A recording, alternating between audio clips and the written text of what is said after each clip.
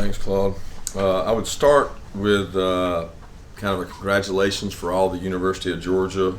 For the 8th straight year, UGA was ranked in the top 20 of all public universities in the I think it was the U.S. News World Report, which is pretty remarkable to do that for 8 straight years. I think when you look and say how many schools have been able to do that, 8 straight years being in the top 20 of public institutions, it's pretty incredible. That starts with great leadership. I think President Moorhead has done an awesome job with that. We sell that in recruiting.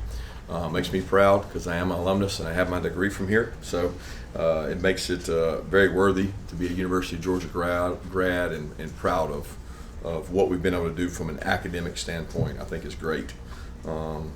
Moving on into our team, Ron informed me that we have the longest injury list we've ever had since being here. So it continues to grow, and I think that's a trend across college football. You very rarely hear me talk about our guys being injured or woe is me. I don't think it's something that you can control. We practice how we practice, and for a couple years we've been really fortunate to not have very many injuries. And I always hear about other teams, and this year it seems to be the theme across. I know Shane had a lot at South Carolina. There's a lot of them in SEC opponents, but we certainly have more than we've ever had. So that becomes a hurdle. We got to do a good job overcoming that, and we got to be very resourceful as coaches in how we use the players we do have.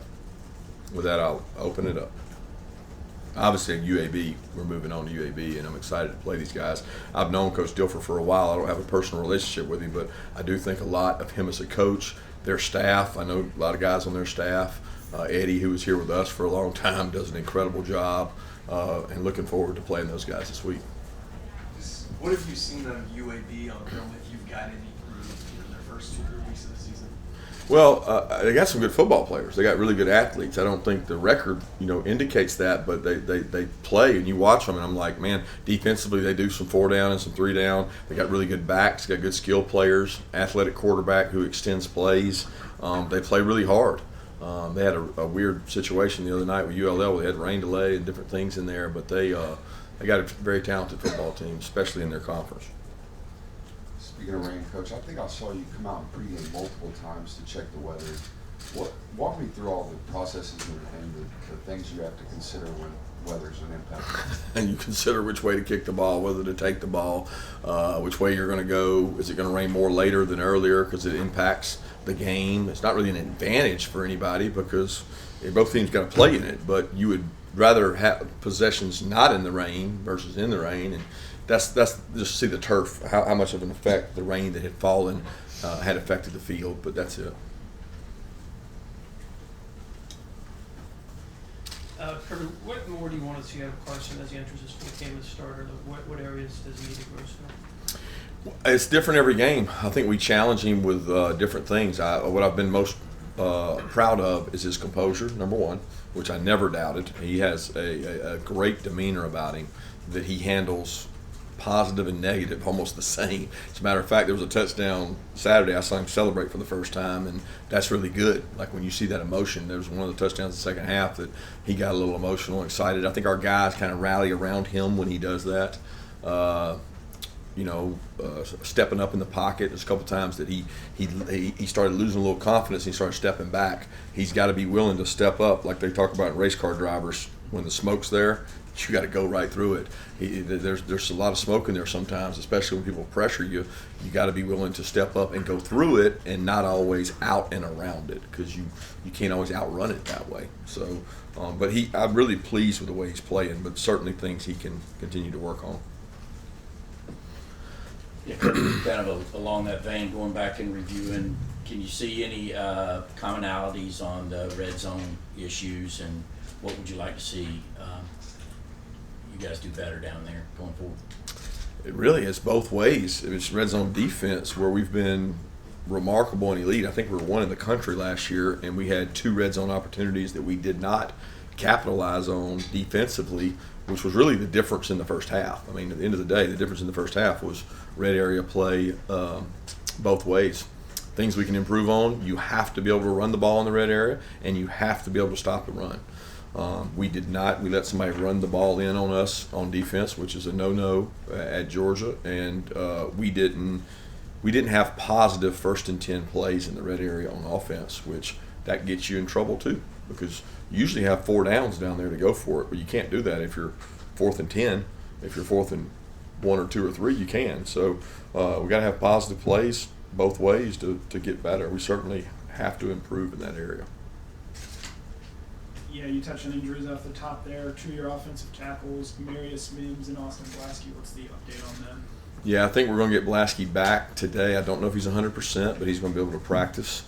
Mims' ankle sprain was bad. He's going to have tightrope surgery, so he'll have surgery on that, similar to what Cash had done, similar to what Lawson Lucky had done. So we don't know how long that'll be, but he'll be back. It's just a matter of how long. Kirby, when Aaron Rodgers went down in the NFL, there's a lot of talk about injuries happening on grass versus turf. When you've done your data, when you've had injuries in practice, turf versus grass, have you seen any correlation between more injured players on one type of surface or the other, and had anything what you're dealing with now affected to turf, artificial turf? No, most of the indicators we have outside of our practices suggest a little more on turf. I think that's what the NFL would probably argue, that more on turf and less on natural grass. We're on natural grass a lot more here than we are on turf. We keep independent studies of where ours happen. Ron and his staff report that, submit it so that you can follow it. We don't have any indication that ours is more or less on turf than grass. It's actually almost exactly the same. And ironically, most of ours this year have been in games. So that's where you'd rather your injuries happen in games if they're going to happen at all. We don't want injuries to happen, but when they've happened in games this year, they've obviously been on grass. Yeah, Kirby, going back to Carson, what specifically did you learn about him in terms of handling adversity, going into the locker room with a 11-point halftime deficit and sort of rallying the offense to come back there in the second half? He didn't rally the offense to come back. I mean, we had a 13 and 11 play drive in the first half that he came out to be 3 points. You know what I mean? So that's hard to do. If you look at it, that's really hard. You can't have a 14 play drive and an 11 play drive and get 3 points usually. That's just, you usually have turnovers, right? And we didn't have that in those situations. So it wasn't a matter of that could happen, and you're going to get stopped at times. You're going to struggle at times, but we struggled less in the first half than we did against other opponents. So I thought he did a good job keeping his composure though, and showed his resiliency. Kirby, I know you don't concern yourself too much with outside noise or fans, but in terms of the structure, your oversight of the offense, I mean, everybody wants to just throw Mike Bobo under the bus anytime anything goes wrong, it seems like. Can you share how you game plan for that complementary football? I know earlier you said first game plan leaned a little bit more on the defense because they were experienced. Is there still some of that going into each game? No. I would say the first game when I made that comment, it was more about Carson's first start and trying to protect him some. But the offense that we've played this year is the exact same offense as we've played for the last 3 years. Look at the plays. Anybody that knows football would tell you that the plays are the same. Our execution in the red area hasn't been great, and hadn't scored as many points. We haven't been as explosive and as dynamic. And some of that has to do with players being out, and some of that has to do with executing. But very comfortable with where we are offensively. Coach, the 3rd and 16, I believe you guys pressure right there. What went into the decision to pressure, and when you go back and coach it up, what was to be corrected? Well, pressure's a good thing, and we think that pressure and quarterbacks affect them. Number one, doesn't give them all day to throw the ball. Number two, it's success against how the offense you're playing handles that. So what is their success rate when you pressure? And that's something you look at each game. You don't do anything 100% of the time, right? You do something and you pitch. You throw fastball, curveball, changeup. Boom, you better have 3 pitches. That just came in the process of pitching. And last time I checked, the pressure didn't cause a touchdown. You know what I mean? The 3 missed tackles and the poor angles probably resulted in the touchdown. So usually when somebody does something well, you probably didn't do something well. They did. They executed well. They hit a good play, but they didn't score because of the pressure. They scored because we missed 2 tackles. Coach, you kind of talked about fixing those first half issues and figuring out the game plan, stuff like that. just trying to work on that. You talked at the end of the game. What have the conversations kind of been like with your coordinators to try and relieve those first half issues and get the ball rolling a little bit faster? Well, I thought really our first half issues revolved around our defense first possession would be the biggest thing. I think you got to start fast. I think historically, defensively, somebody can do the study, but we usually start pretty fast on defense. Now, Georgia Tech game, I know that was the first possession of a game that we gave up a touchdown last year, and that happened third game this year on a team that had did a good job, came in and got on rhythm, and there's still things we did. Like, are we talking about this if we tackle him on 3rd and 15? I don't know.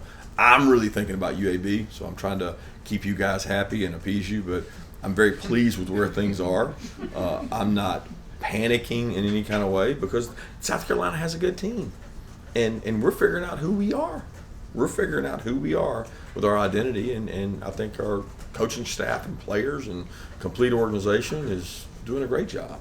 You guys just aren't happy with the results, but I'm very happy with the way our guys fought back and came back and overcame.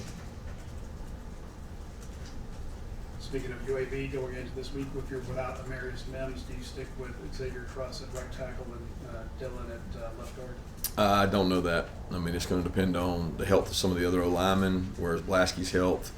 Where do we get the best 5 from? So a lot of that'll play itself out over the next 3-4 days. But I do think Truss gives us that flexibility, and he did a nice job on the run the other day to be able to go do that. Kirby, I wanted to ask you about Carson. Perception is not always reality, but it seems like his first 3 games, first time he gets a chance to kind of take a shot downfield, he's successful with it. It's almost like there's a little bit of a kickstart there. Would you agree with that? And what do you think kind of goes into that for him? Is it something that kind of maybe loosens him up a little bit? I don't really understand what you're asking, to be honest. You want more shots downfield? There's shots on a lot of plays that the look's not there. If it's middle field closed, you don't just take a shot. The quarterback has a read. They're in quarters and the safety's deep. You don't just take a shot, right? So what he's really good at is one of the best I've been around. It's seeing the coverage, knowing what it is, and then knowing where to go with the ball. We did have a little more pressure the other day than we're used to, and he did a nice job adjusting to that. I mean, they got hurt pressuring. The play to Rah-Rah later in the game was pressure, and he hit the right guy on the right look. So I guess I don't know if that answers your question or not, because I don't know perception, and I really don't know your reality or anybody's reality, because I don't judge other people's perception. I only look at what happens in the game and what happens in practice, and feel very good that Carson's doing a good job. Are you prepared to travel next month after a comfortable 4 weeks at Stanford? And looking further down the line, it seems like Tennessee and Ole Miss. How is the team strengthening its game to get ready for those matchups?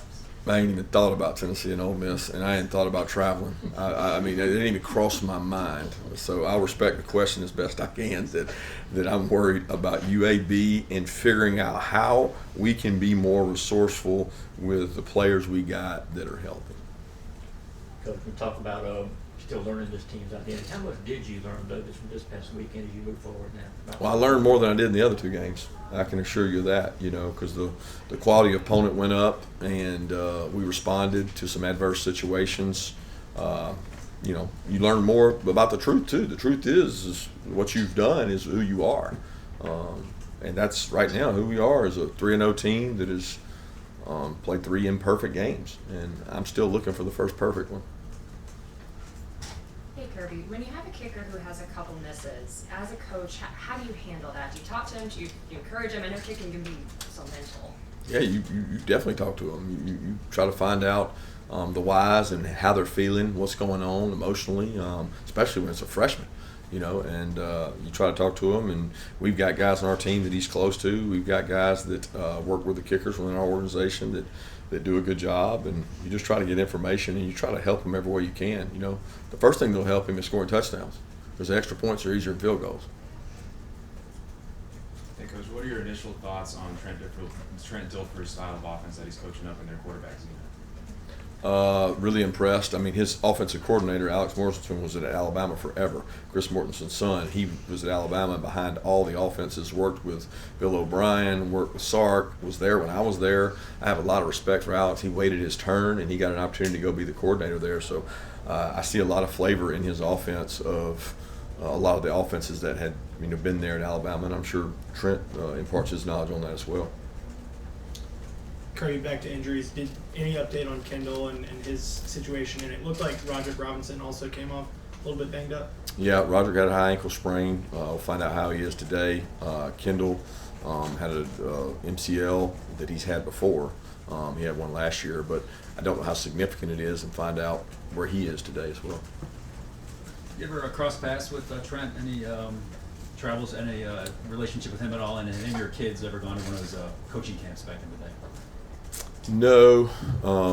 I've only had conversations with Trent about quarterbacks that he trained during the recruiting process. You might call and say, hey, what do you think of this kid? What do you think of this kid? How was he out there at this camp? That kind of thing. But I've never, I've talked to him on the phone, but I've never had a personal relationship with him.